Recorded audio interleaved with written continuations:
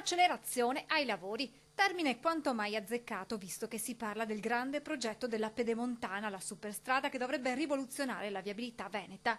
Dopo voci, polemiche, smentite, dunque, lo stesso governatore Luca Zaia davanti ai consiglieri regionali a fare il punto su quella che definisce il più importante cantiere pubblico oggi aperto in Italia.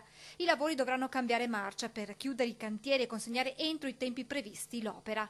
E Zaia ha illustrato la soluzione economica. In aggiunta al contributo statale si farà ricorso all'addizionale IRPEF sui cantieri della Pedemontana. Non verranno colpiti i lavoratori, le casalinghe, i pensionati. Si andrà sui redditi alti, basti pensare che ognuno dei consiglieri regionali ai quali ho parlato verserà circa 2.000 euro all'anno per questa tassa e quindi verranno colpiti ovviamente i redditi alti. Nel dettaglio nessuna maggiorazione per redditi fino a 15.000 euro e oltre i 15.000 euro fino ai 28.000 euro. Dai 28.000 ci saranno maggiorazioni che andranno da un più 1,6% ad un più 2,1% per redditi oltre i 75.000 euro. Nonostante questo, non mancherà di suscitare polemiche, il Presidente della Regione si dice soddisfatto per il nuovo accordo raggiunto. Di anticipare 532 milioni che sono i soldi che dovevamo dare, le risorse di 29 milioni all'anno per 15 anni più IVA, sono 532 milioni, e attualizzarli tutti ad oggi invece e quindi erogare 300 milioni subito invece che 532 nell'arco di 15 anni.